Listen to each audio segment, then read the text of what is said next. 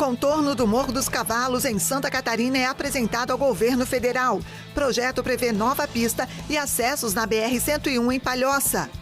Estados do Codesul assinam projeto com Banco Mundial. Governadores buscam reforçar defesa civil nos 4 estados do grupo. Novos bombardeios israelenses na faixa de Gaza. Defesa Civil Palestina confirma mais de 50 mortes. Parentes velam o Papa na Basílica de São Pedro, no Vaticano. Lápide do Santo Padre será de mármore e terá única inscrição, Franciscos. E você vai conhecer a Igreja Católica em números. Maior igreja cristã do mundo, tem quase 2.000 anos de história. Essas e outras notícias a partir de agora no Pix News.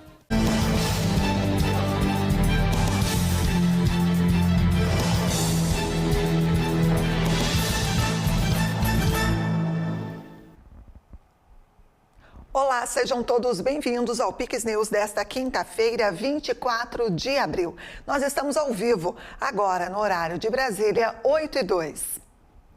Agentes do Instituto Água e Terra notificaram 4 postos de combustíveis em Ponta Grossa, nos Campos Gerais, no Paraná.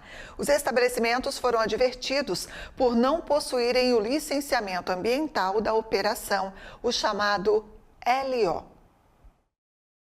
As operações de fiscalização coordenadas pelo IAT contam com o apoio da Polícia Militar e do Batalhão de Polícia Ambiental. O licenciamento ambiental é um procedimento administrativo emitido pelo Instituto, que licencia a operação de empreendimentos e atividades que utilizem recursos ambientais. Esse tipo de monitoramento é realizado rotineiramente pelos órgãos.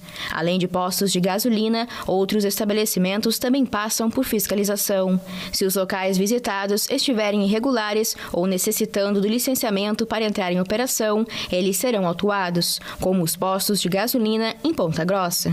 Os proprietários autuados precisam apresentar o LO. Se não tiverem o documento, serão multados novamente e, por fim, terão as atividades embargadas.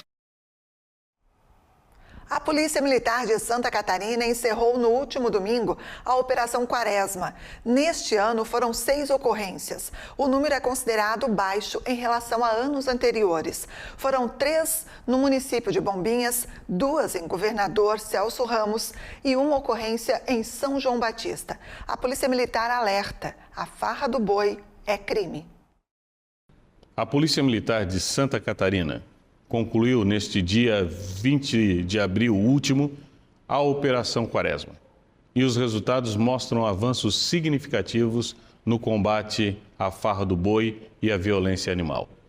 Durante toda a operação, foram apenas 6 ocorrências registradas, isso nos municípios de Bombinhas, Governador Celso Ramos e São João Batista, o que reflete a eficácia da fiscalização e a crescente conscientização da nossa sociedade. Durante esse período, iniciado em 7 de março, a PM abordou mais de 2.500 pessoas e 3.200 veículos. Também cumpriu o mandado de prisão e aplicou multas por maus tratos aos animais.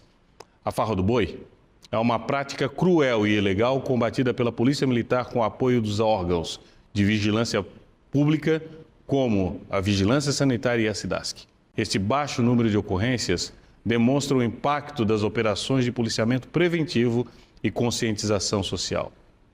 Se presenciar qualquer situação de maus tratos a animais, entre em contato conosco, com a Polícia Militar. A proteção dos animais e a defesa da lei dependem do envolvimento de todos. Nesta quinta-feira, o ministro da Controladoria Geral da União, Vinícius de Carvalho, anunciou que o governo vai suspender todos os descontos mensais feitos por associações e sindicatos na folha de pagamento de aposentados e pensionistas do INSS. Os descontos serão interrompidos já nos contra-cheques de maio. O Instituto afirmou que vai elaborar um plano para devolver os valores cobrados de forma indevida, mas o formato da devolução vai depender do tamanho da fraude, até agora contabilizados em 2 bilhões de reais. Nesta quarta-feira aconteceu o primeiro encontro do CODESUL em Brasília, que reuniu os governadores de Santa Catarina, Rio Grande do Sul e Mato Grosso do Sul e do vice-governador do Paraná. Na ocasião, foram discutidas pautas voltadas à integração regional, o desenvolvimento econômico, infraestrutura e, principalmente, o enfrentamento das emergências climáticas, sendo a região sul a mais afetada por desastres naturais nos últimos anos. Diversos municípios, a gente tem uma expectativa muito grande de que eles não sofram mais com enchentes, que é comum, a gente já se acostumou com isso, e é por isso que nós precisamos estar cada vez mais preparados, mais orientados para evitar o prejuízo com seres humanos, né, com pessoas e com material. Entende? Então nós estamos fazendo um grande trabalho de dragagem, de desassoreamento de rios, para deixar o rio ir para o mar, ele só quer ir para o mar. Um dos principais avanços do encontro foi a realização da assinatura de um memorando de entendimento entre o CODESUL e o Banco Mundial. O objetivo da ação é criar uma estrutura regional de resposta rápida a desastres naturais, com ações coordenadas em situações como enchentes, deslizamentos e tempestades. Essa estrutura ficará sediada em Santa Catarina. Uma das ideias que surgiu no CODESUL a partir do final de 2023 e com mais força ainda em 2024 era a integração de protocolos, procedimentos, dados e sistemas dos órgãos de proteção e defesa civil dos Estados-membros do CODESUL. Então, na reunião de hoje em Brasília, houve uma proposição para a construção de um termo de referência para a contratação de uma consultoria, em princípio uma consultoria internacional, para fazer um diagnóstico do que existe nos estados e qual o caminho a ser trilhado para essa integração. E aí uma proposição do governador Jorginho é que essa contratação fosse incluída num projeto em andamento entre o Estado de Santa Catarina e o Banco Mundial, para a gente ganhar tempo e fazer isso acontecer o mais rápido possível, e posteriormente os estados compensarem Santa Catarina pelo investimento. O grande objetivo é que a gente tenha defesas civis integradas entre os estados do CODESUL e de uma maneira rápida, uma entrega breve para o benefício de toda a população dos 3 estados do Sul, mais o Mato Grosso do Sul. E o governo de Santa Catarina apresentou ao ministro dos Transportes, Renan Filho, o projeto do contorno rodoviário no trecho da BR-101, na região do Morro dos Cavalos, em Palhoça.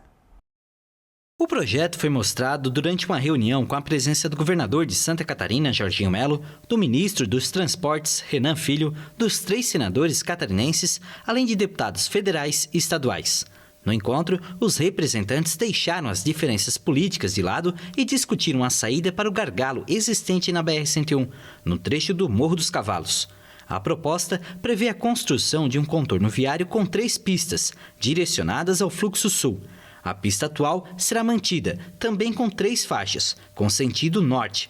O novo traçado terá um pouco mais de 5 quilômetros. Nas alças existentes de acesso à Pinheira, serão construídas 2 novas conexões, permitindo entrada e saída do contorno.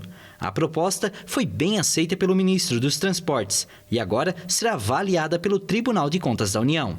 A proposta que a gente ofereceu de Santa Catarina, junto com a bancada federal, junto com a Assembleia, é encontrar um outro caminho, que é o contorno.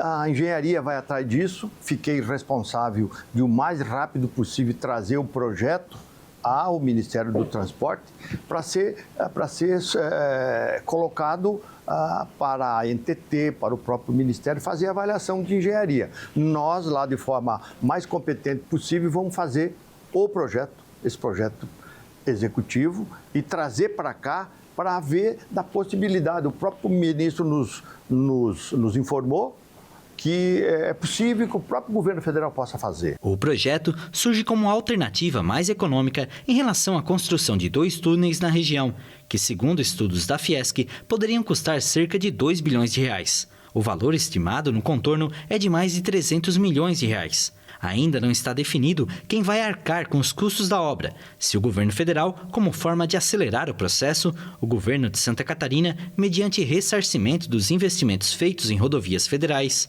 ou a concessionária responsável pelo trecho, na qual o contrato vigora até 2033, mas pode ser prorrogado em mais 15 anos, segundo o estudo da NTT. Amanhã vai ser entregue na NTT a otimização sobre a empresa de pedágio, a Artéries, enfim, porque para saber se elas vão continuar, se o prazo vai ser dilatado, vai para o TCU é que tem que dar a palavra final. Tá ok, a tarifa está conforme não pesa muito no bolso das pessoas, enfim, faltou algum dado e eles vão fazer. Então, amanhã se entrega o que foi combinado e a conversa foi muito boa com a participação de todos, demonstrando essa preocupação em resolver pontualmente o Morro dos Cavalos. A construção de uma nova opção viária no Morro dos Cavalos é uma reivindicação antiga de motoristas e transportadores, que enfrentam rotineiramente congestionamentos, deslizamentos de terra e alto risco de acidentes. No início do mês, um caminhão-tanque carregado com etanol tombou e explodiu, incendiando 25 veículos, deixando 5 feridos e provocando horas de bloqueio na rodovia, o que aumentou ainda mais a cobrança de uma solução para o problema. O ex-presidente Jair Bolsonaro apresentou uma piora clínica. De acordo com o último boletim médico divulgado nesta quinta-feira, Bolsonaro teve elevação na pressão arterial e piora dos exames laboratoriais do fígado. Ele está internado na UTI do Hospital DF Star em Brasília desde o último dia 13 de abril, quando passou por uma cirurgia para corrigir complicações intestinais. Segundo os médicos, o ex-presidente passou por novos exames de imagem, segue com fisioterapia motora e com as medidas de prevenção de trombose venosa. Bolsonaro não pode receber visitas além da família e ainda não tem previsão de alta. Agora uma pausa e você vai ver a seguir. Novos bombardeios israelenses na faixa de Gaza deixam mais de 50 mortos. Parentes velam o Papa na Basílica de São Pedro, no Vaticano. E você vai conhecer a Igreja Católica em números. Maior igreja cristã do mundo, tem quase 2.000 anos de história. Nós voltamos em instantes. Aproveite o Diazão das Mães com ofertas do Comprão. Dá pra levar mais e garantir o presentão. Banana caturra só R$ 1,99 o quilo no Clube K. Cebola cabeça apenas R$ 1,79 o quilo. Maminha ATC inteiro a vácuo R$ 36,79 o quilo. Arroz parboilizado Dalon 5 quilos R$ 15,99. Feijão preto caldão tipo 1 de 1 quilo por R$ 4,89. Lava roupas Omo lavagem perfeita 2 quilos e 400 R$ 25,99. Melhor preço é no Comprão. Mais importante que falar dos 46 mil benefícios oferecidos em universidades catarinenses é falar das histórias que o programa Universidade Gratuita está ajudando a escrever. Em 2 anos, o governo pagou as mensalidades de milhares de alunos, tornando possível o sonho da faculdade em todas as regiões do estado. Informações? Acesse o site. Programa Universidade Gratuita. Oportunidade para quem precisa. Governo de Santa Catarina. O que é Garopaba? É luz, é verão, é esporte, é música, é tainha, é tempero, é história, é encanto, é tradição, é cultura, é pra criança, é pra família. Garopaba é a Garopaba. Venha viver de perto. Segurança é fundamental para quem quer viajar sem agito. Por isso, o governo de Santa Catarina está trabalhando em mais de 2.000 quilômetros de estradas com o programa Estrada Boa. São mais de 50 obras de restauração de rodovias, novas pavimentações, sinalizações e duplicações. Estar seguro é saber que o caminho da volta também foi pensado para você. Mais segurança, mais infraestrutura. Santa Catarina melhor.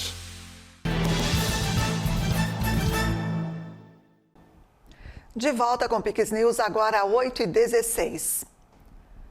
Bombardeios israelenses mataram mais de 50 pessoas na faixa de Gaza nesta quinta-feira, segundo a Defesa Civil Palestina.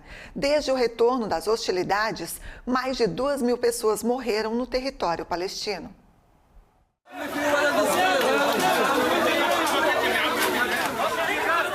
9 pessoas morreram e várias ficaram feridas em um ataque contra uma delegacia da polícia na região de Jabalia, no norte do território.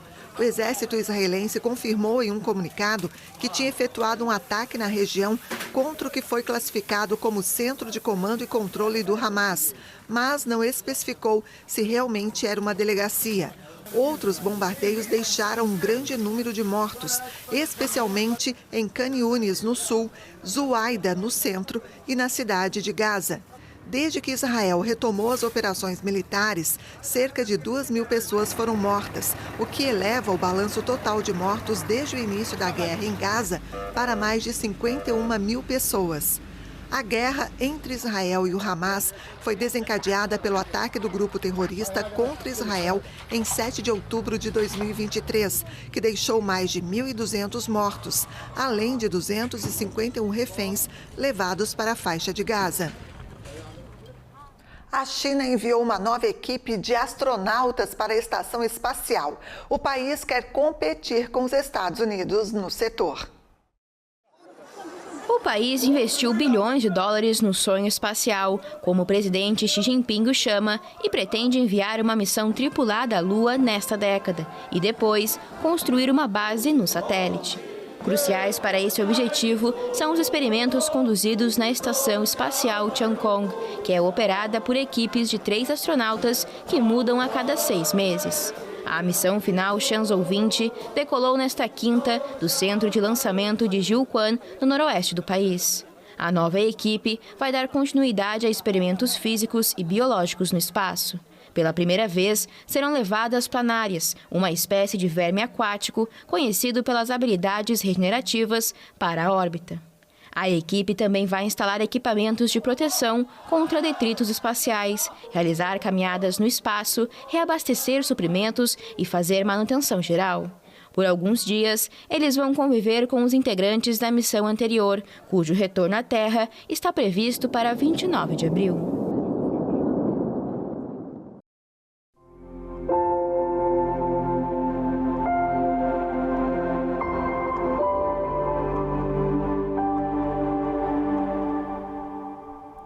O número de fiéis que desejam se despedir do Papa só aumenta. O velório começou nesta quarta-feira na Basílica de São Pedro, no Vaticano. A maior igreja do mundo deveria fechar à meia-noite, mas permitiu o acesso de fiéis até às 5h30 da manhã. O templo reabriu às 7 horas, quando milhares de pessoas já aguardavam nos arredores. Nas longas filas, a espera para entrar na Basílica levou até 4 horas. A capela ardente será mantida até esta sexta-feira à noite, antes do funeral de Estado, que vai contar com a presença de presidentes de várias nações, como Donald Trump dos Estados Unidos, Javier Milei da Argentina e Luiz Inácio Lula da Silva do Brasil. O governo italiano prevê a presença de até 170 delegações estrangeiras e reforçou a segurança de Roma. O sepultamento de Francisco também vai acontecer no sábado, na Basílica de Santa Maria Maggiore, o primeiro de um pontífice fora do Vaticano desde Leão VIII em 1903. E o Vaticano afirmou nesta quinta-feira que mais de 60.000 pessoas já prestaram uma última homenagem ao Papa Francisco. Parentes do jesuíta argentino também estiveram presentes na igreja nesta quinta-feira. Parentes do Papa Francisco velaram o corpo do pontífice nesta quinta-feira na Capela Ardente da Basílica de São Pedro. Em Roma, Mauro Bergoglio, sobrinho de Francisco, declarou a uma rádio argentina que viajou para o funeral do tio graças a uma doação privada. O caso gerou confusão na delegação oficial argentina, que será liderada pelo presidente Javier Milei, além de 6 funcionários do governo, mas sem nenhum membro da família Bergoglio. Também estiveram presentes na Basílica de São Pedro jogadores da Roma e da Lazio, os principais times de futebol da capital italiana. Segundo o Vaticano, mais de 60.000 pessoas já passaram pelo caixão do Santo Padre. Do lado de fora, uma fila imensa de fiéis que aguardam um momento de prestar uma última homenagem ao primeiro pontífice latino-americano. Eu vengo da Latina.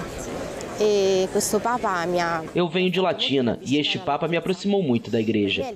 Para mim é o Papa da esperança, dos últimos, dos mais fracos. É um Papa como se fosse meu tio, meu pai. E então senti o dever de vir e dar-lhe um último adeus. E quindi mi sentivo il dovere di venire a dare l'ultimo saluto. Perché Papa a noi era molto caro. Porque o Papa era muito querido para nós. Vivemos aqui há muitos anos e ele sempre foi um Papa muito bom com as pessoas, com todos. La gente, com tutti, ecco. Também nesta quinta-feira, os cardeais da Igreja Católica realizaram uma terceira reunião para definir os próximos passos após a morte do Papa. O encontro foi liderado pelo carmelengo, o americano-irlandês Kevin Farrell, responsável por administrar as operações cotidianas da Santa Sé antes da escolha de um sucessor. Também nesta quinta, o Vaticano anunciou que a lápide do jesuíta argentino, que será enterrado no sábado na Basílica de Santa Maria Maggiore, no centro de Roma, será de mármore e terá a única inscrição Franciscus, Francisco em latim. A peça também vai contar com uma reprodução da cruz peitoral usada pelo Papa em vida. A sepultura do líder da Igreja Católica será localizada em um corredor lateral da Basílica, próxima ao altar de São Francisco. A Santa Sé anunciou que os tradicionais 9 dias de luto no Vaticano após a morte de um pontífice vão começar no sábado, dia do funeral e sepultamento do Papa Francisco. Os cardeais da Igreja Católica realizaram a segunda reunião para definir os próximos passos após a morte do Papa Francisco. O encontro de quarta-feira foi liderado pelo carmelengo, o cardeal irlandês Kevin Farrell, responsável por administrar as operações cotidianas da Santa Sé, antes da escolha de um sucessor. Cardeais de todo o mundo estão retornando a Roma para o conclave, que deve começar no mínimo 15 e no máximo 20 dias após a morte de um Papa. Somente religiosos com menos de 80 anos podem votar para escolher um novo líder da Igreja. Ainda na quarta, a Santa Sé anunciou que os tradicionais 9 dias de luto no Vaticano após a morte de um pontífice começarão no sábado, dia do funeral e sepultamento de Francisco. Esse período de missas e homenagens na Basílica de São Pedro, conhecido como Nova em Diálise, continuará até domingo, dia 4 de maio, para homenagear o primeiro pontífice latino-americano da história. Com a morte do Papa Francisco, terminou mais um papado dentro da Igreja Católica, uma instituição que pode ser mensurada por números registrados. A Igreja Católica, também denominada Igreja Católica Romana ou ainda Igreja Católica Apostólica Romana, é a maior igreja cristã do mundo. Uma instituição que impressiona pelo tamanho e pode ser mensurada em números que ilustram quase 2.000 anos de história. 266, este é o número de papas que a Igreja teve desde o apóstolo Pedro, no século I, até Jorge Bergoglio. O sucessor de Francisco será o de número 267. 1 bilhão e 400 milhões. Este é o número de fiéis reivindicados pela Igreja Católica no mundo, cujo líder espiritual é o Papa. 80 anos é a idade limite para que um cardeal possa votar em um conclave, uma regra imposta por Paulo VI em 1970. 31 anos, a duração do pontificado de Pio IX, considerado o mais longo da história, embora a tradição atribua este recorde ao primeiro Papa Pedro. Na segunda posição está João Paulo II, com 26 anos. 33 dias, a duração do pontificado de João Paulo I, o mais culto da história contemporânea.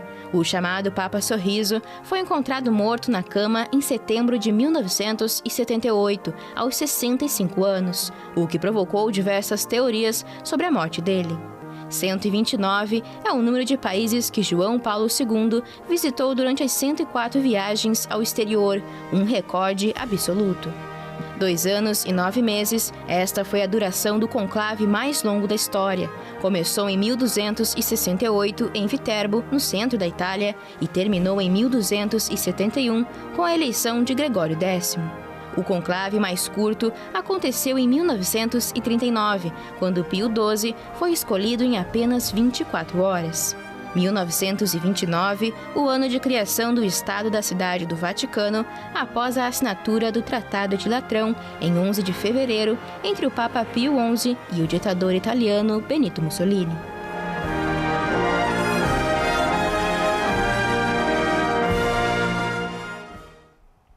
O Pix News fica por aqui. A íntegra desta edição e as reportagens você pode rever no nosso novo canal no YouTube, Pix News HD. Curta e compartilhe os nossos conteúdos. Mais notícias também no site pixtv.com.br, é só acessar. Muito obrigada pela companhia. Na sequência tem Cinepix e a gente se encontra amanhã. Até lá. Pix TV, conectando você ao melhor conteúdo todo dia.